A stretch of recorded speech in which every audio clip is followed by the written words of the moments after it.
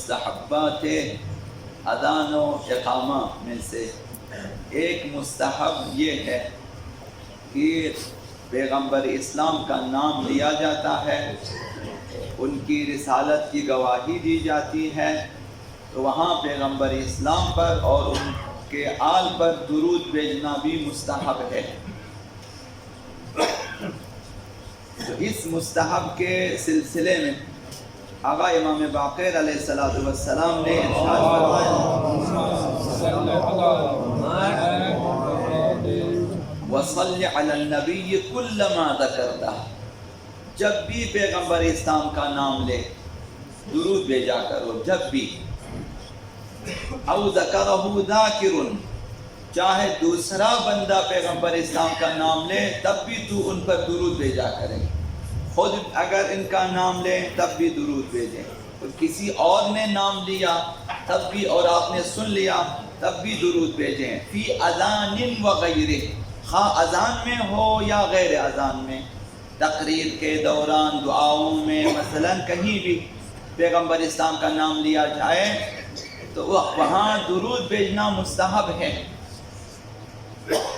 حضرت آیت اللہ سیستانی نے فرمایا کہ اس میں فرق نہیں پڑتا کہ ان کا اصلی نام لیا جائے جیسے محمد احمد وغیرہ، یا ان کی کنیت اور لقب وغیرہ ہو جیسے ابو القاسم، مصطفیٰ، النبی، الرسول وغیرہ وغیرہ، کوئی بھی نام لیا جائے ان پر درود بھیجنا مستحب ہے۔ حتیٰ کہ ضمیر ہو، کہ جہاں نام کی جگہ ضمیر استعمال ہوتا ہے، ہوا مثلا اس طرح سے، تو وہاں بھی اگر آپ کو پتا ہو کہ یہ ضمیر پیغمبر اسلام کے نام کی جگہ استعمال ہوا ہے، وہاں بھی درود بھیجنا چاہیے۔ مثلا اگر جو ہے ضمیر ہوا استعمال ہوا جو پیغمبر اسلام کے لیے، تو آپ کہیں گے ہوا صلی اللہ علیہ وآلہ وسلم، اس طرح سے۔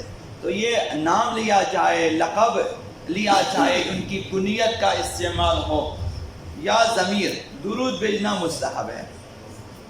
اگر ان کا نام سنیں، مکرر سنیں، دوبارہ سے سن لیا مثلا، یا دوبارہ مثلا 2 بار 3 بار، جتنی مرتبہ پیغمبر اسلام کا نام لیا جائے اور یا سنا جائے، درود کا تکرار بھی مستحب ہے۔ جتنی بار آپ سنیں یا کہیں اسی حساب سے درود بھیجنا مستحب ہے۔ حضرت آقا رسول خدا صلی اللہ علیہ وآلہ ارشاد فرمایا کہ من ذکرت عنده، کسی کے پاس میرا نام لیا جائے، پیغمبر اسلام کا نام سے مراد یہ سب ہے، نہ اصلی نام ہے، کنیت ہے، القابات ہیں، جو بھی ہیں، لیا جائے، فنسی ان یصلی علیہ، اور وہ بھول جاتا ہے، درود نہیں پڑھتا، پیغمبر اسلام کے نام سننے کے بعد درود بھیجنا بھول جاتا ہے، خطأ اللہ بہ طریق الجنہ، تو وہ یہ سمجھو خدا نے اس سے جنت کا راستہ بلا دیا ہے، یعنی اس نے جنت کا راستہ فراموش کیا ہے۔ تو یہ جو پیغمبر اسلام پہ درود بھیجنا ہے کہ ہمیں کثرت سے درود بھیجنے کا حکم ہے۔ حضرت آیت اللہ بہجت جیسے اشخاص اور عرفانی، انہوں نے مختلف حاجات کے لیے، مختلف روحانی معنوی مسائل کے لیے کثرت سے درود بھیجنے کا حکم دیا۔ آپ نے بھی سنا ہوگا، کسی نے کہا میں چاہتا ہوں میرے سارے گناہ دھل جائیں، ان کا کثرت سے درود پڑھو۔ جہاں استغفار قاصر آ جائے وہاں درود کام کرتا ہے۔ استغفار سے اگر گناہوں کی معافی کم ہو تو درود بھیجا کریں کہ اس سے حتماً گناہوں کی معافی ہو، اسی نیت سے کہ مثلا میرے گناہ معاف ہو جائیں، کثرت سے درود بھیجا کریں۔ یہ بھی شاہ کلید ہے جسے آپ لوگ ماسٹر کی کہتے ہیں۔ تمام مشکلات کے لیے درود بھیجا کریں، تمام مشکلات کے لیے، جو بھی مشکل ہو ذہن میں آپ لے لیں اور دعا مثلا درود پڑھا کریں پیغمبر اسلام پہ اور ان کی آل پہ۔ تو پیغمبر اسلام نے فرمایا کسی کے پاس میرا نام لیا جائے اور وہ درود نہ پڑھے، اس نے جنت کا راستہ فراموش کر دیا ہے۔ اگلا مسئلہ یہ ہے کہ پیغمبر اسلام وغیرہ کے جو ہے، پیغمبر اسلام کے نام لینے پر، نام، القاب، کنیت لینے پر درود بھیجنا مستحب ہے، لیکن مستحب فوری ہے۔ فوراً درود بھیجنا چاہیے، بیچ میں وقفہ نہ دیں۔ پیغمبر اسلام کا نام سنے آپ اپنی تسبیح مکمل کر کے درود بھیجیں، اپنی نماز مکمل کر کے درود بھیجیں، ایسا نہ کریں۔ نماز روک دیں درود بھیجیں، تسبیح روک دیں درود بھیجیں۔ تسبیح روک کر درود بھیجنے کا حضرت آیت اللہ مکارم نے فرمایا تسبیح روکیں اور درود پڑھیں۔ کوئی مسئلہ نہیں ہوتا کہ آپ تسبیح جس کے بارے میں مثلا حساس ہیں ہم لوگ کی یہ تسبیح کیوں ہے، اس میں بھی پیغمبر اسلام پہ درود بھیجا، کسی نے نام لیا، کسی نے اذان دیا مثلا کسی نے، تو آپ تسبیح وہیں پہ روکیں، درود پڑھیں بھیجیں، اس کے بعد تسبیح آگے بڑھیں۔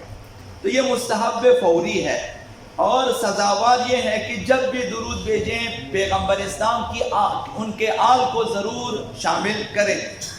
مسئلہ اور اس میں بھی طریقہ آپ کے اختیار میں ہے کہ آپ یوں کہیں اللہم صلی علی محمد و آل محمد، یا آپ یوں کہیں اللہم صلی علی محمد و آلہ، یا آپ یوں کہیں صلی اللہ علیہ وآلہ۔ اور بھی طریقے ہیں درود حضرت ابراہیم کے ساتھ بھی درود ہے، کما صلیت علی ابراہیم و آل ابراہیم انک حمید مجید، اس سے بھی طولانی درود ہے، اگر وہ پڑھ سکیں ٹھیک، ورنہ یہ مختصر درود، یا وہی صلی اللہ علیہ وآلہ جو عام طور پر ہم لوگ کہتے ہیں، یہ درود بہتر ہے اور چونکہ مختصر ہے، سب یاد رکھیں۔ تو درود بھیجیں، آل محمد کے ساتھ درود بھیجیں، درود میں شامل کریں، اور فوری درود بھیجیں۔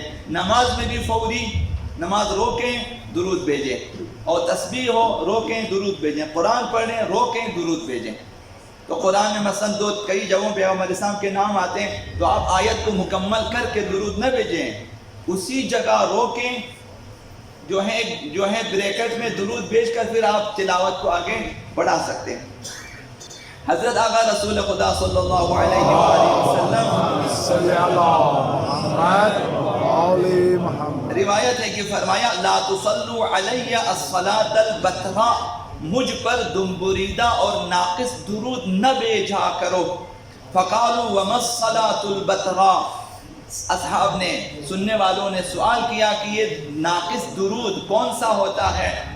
فرمایا تقولون اللہم صلی علی محمد و تمسکون، یہ کہ تم لوگ یہ کہو اللہم صلی علی محمد پھر خاموش ہو جاؤ، یہ ناقص درود ہے، یہ مت بھیجا کرو۔